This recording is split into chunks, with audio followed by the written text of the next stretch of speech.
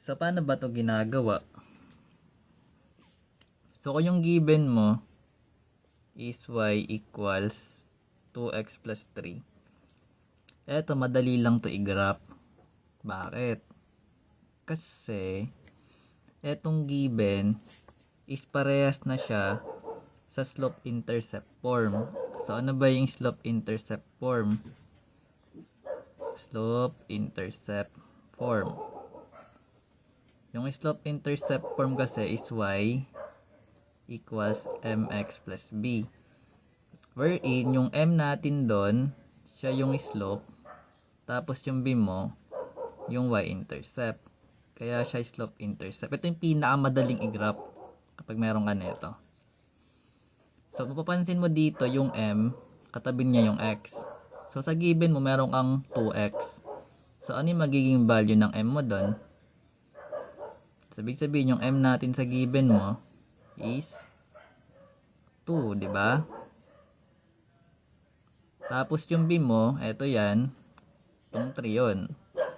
Which means, yung b natin is 3. So, kung meron ka ng slope, tsaka y-intercept, pwede mo na siya mag-graph. Remember, ang y-intercept is nilelet natin yung x doon as 0. So, pag ginawa mo tong 0 yung x, makukuha mo yung 3. Titig method, pwede yun. Then, pagdating naman sa slope, gagawin mo tong fraction. So, para magawa mo siyang fraction, ito, i-rewrite mo to as 2 over 1. Kasi yung 2 over 1 is 2 pa rin. Wherein, yung numerator mo, siya yung magiging rise. Then, ito naman yung magiging run. Kapag positive, upward yun. Kapag run naman, pag positive, right naman. Pag negative, left. Then, down. Anyways. So, pwede na natin mag-graph. So, paano gagawin? So, gawa ka ng graph. Cartesian. Then, plug mo muna yung y-intercept.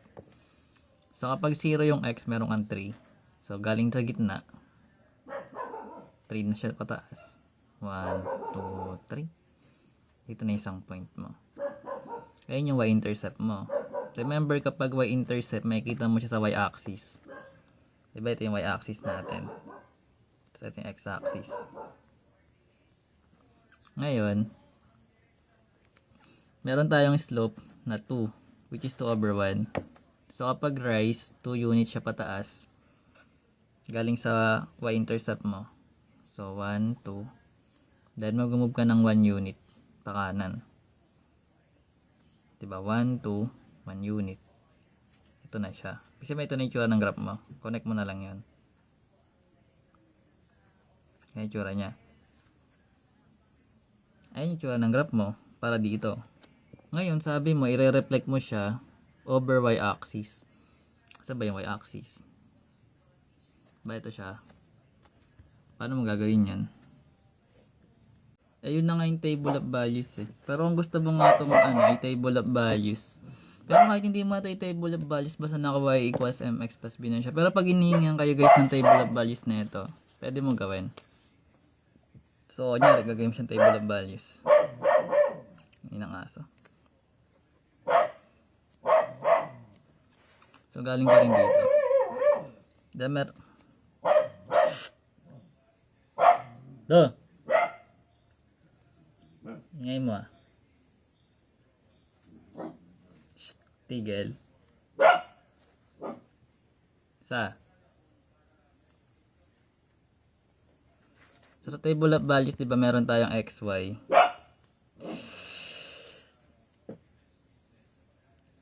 Ba? Yan. Then meron tayong xy. Table of values. So, kung yung given mo is eto, na y equals to 2x plus 3. Eto, kahit hindi ka na kumuha ng sa pagitan nila, pwede ka nang gumamit dyan ng 0, 1, 2, 3 eh. Or na kaya, negative 2. Pwede kang gumamit ng negative 2, negative 1, 0, 1, tsaka 2. Ito naman yung madalas na ginagamit pag linear eh. Pwede dagdagan mo kung gusto mo. So, kunyari, sa 0 muna tayo. Diba yung given natin is 2x plus 3.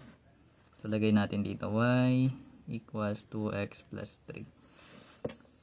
So, kung meron kang 0 na pilag dito, ano makukuha mong y? Tama tayo natin madali eh.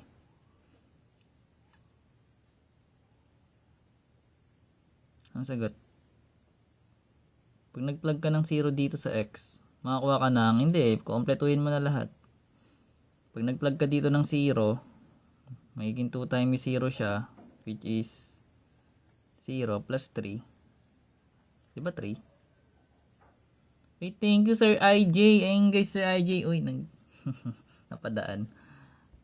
Ay, thank you Sir IJ. Ayun si engineer. So, magiging 3 siya, diba? Kasi siya yung 3 given. Pero pwede yung titig method lang guys. Tatakpan mo lang kapag 0 yung pinaplug. So, pag nag-times ka kasi ng 0 dito, hindi takpan mo yan, makikita mo na kagad yung sagot. O kapag 1 naman, pag naglagay ka ng 1, ano magiging sagot mo sa y? Kung meron kang 2 times 1 plus 3,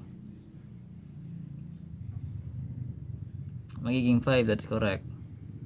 O, madali lang yun kasi maliit lang yung numbers eh. So ngayon, kapag ito naman yung nilagay mo, anong kakalabasan?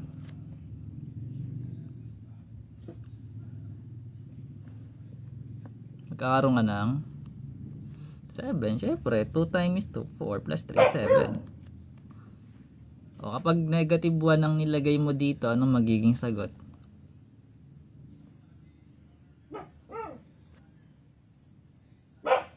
Two times negative 1. Diba negative 1 ilalagay natin? So 2 times negative 1, magiging negative 2 siya. Negative 2 plus 3, anong magiging sagot?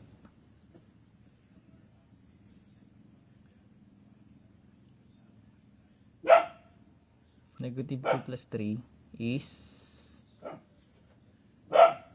sagot na, integers lang yun eh. Negative 2 plus 3, edi 1. Yan, very good. Sa 1 yun. So ngayon, kung meron kang negative 2 na ilaplag dito, anong ilalagay mo dito?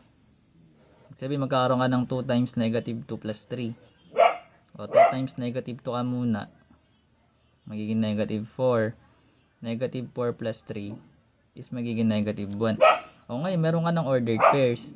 Ibig sabihin, galing sa table of values mo, pwede mo na siya ilagay dito sa graph. So, mapapansin mo, kung 0 yung value ng x mo, meron tayong 3, which is eto yun, yung 0, 3 natin. Ngayon, kung meron tayong 1, tapos meron tayong 5 sa y, so ito yung 1 natin. Pag binilang mo to, 1, 2, 3, 4, 5, eto siya. Tatamaan pa rin niya yung mga points na nandito sa may table of values mo. Kaya ibig sabihin guys, yung form ng slope-intercept form, yung pinakamadali para ma-graph mo yung linear. Pero pwede rin to syempre, hindi naman natin to dinidisregard eh. Pero pag gusto mo siya i-plot ng maayos, kung kinihingi yung table of values, gagawa ka nun syempre. So meron kang 2, 7, so 2, then 7, 5, 6, 7. So nandito yun, tatama yun dapat dito. Taas ng ano ko, pero dyan siya tatama. Then yung 1, negative 1, 1 mo, negative 1, lagay natin dito para tumama, tsaka 1. Basta tatama dapat yan dyan. Tapos yung, ay negative 1, 1 yung tama. Tapos negative 2, 1. Yan, dito yan. 2, tapos 1. Tama yan siya dyan. Basta tatama yan dyan dapat. Tabingin na. Pero ganyan siya ginagawa. Table of values. Gets? Diba yung original natin ganito siya? Kung meron kang original na given na xy, then i-reflect mo siya sa y-axis. Ibig sabihin, magiging negative x dapat siya, tapos y yung, ibig sabihin nag-multiply ka ng negative 1 sa x mo. Kasi nasa quadrant to eh. Pag nag-reflect ka sa y-axis, ibig sabihin mapunta siya sa quadrant 2. So, kung ano yung value ng x mo doon, gagawin mo siyang times ka ng negative 1. So, galing sa given natin na y equals 2x plus 3. Kung i-reflect mo siya over y-axis, ibig sabihin, ang gagawin mo lang dito is papalitan mo lang yung x mo ng negative x. Kasi magka-times ka doon ng negative 1. So, magkakaroon ka dito ng y equals negative 2x plus 3. Ito yung equation niya. So, kung gusto mo to i-plug, gawin din gagawin mo. Pero alam na natin to na meron tayong 3, 0, 3 na x-intercept. So, ito yun. Tapos, negative 2 yung slope natin. So yung m natin dito is negative 2. Tapos yung b natin is 3. So ibig sabihin, galing dito kung pagkasamahin natin sila. So di ba ito yung ano natin b. Then meron tayong slope na negative 2. So kung ilalagay mo to as negative 2 over 1, meron tayong rise na 2 units downward. Tapos right si positive. Pero pwede baliktad. Kunyari ito yung positive mo, tapos negative 1 yung run. As long as negative pa rin yung magiging kakalabasan. Pero okay na yun, negative 2. So negative 2 down. So 1, 2. Then right tayo, punta ng right kasi positive. So dito isang point nun. So ngayon connect mo na lang itong dalawa.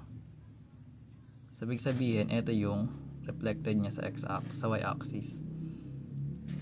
So ang gusto mo ulit kunin yung table of values niya, edi gagawa ko ulit na ito. Papalitan mo lang yung mga variable x mo ng negative 2, negative 1, 0, 1, 2. Pero ganun siya ginagawa. Kung naintindihan nyo yung sa may yung ginawa ko last time about dito. Kasi puro quadrant lang naman to eh. Kung ito yung original, ibig sabihin, pag ni-reflect mo siya sa x-axis, diba ang quadrant 4 natin is positive yung x, negative yung y. Tapos dito naman sa part na to, sa tawag dito, sa quadrant 3, pareho sila negative.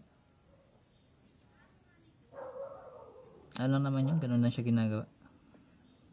Pag sa reflect, babasihan mo lang lagi.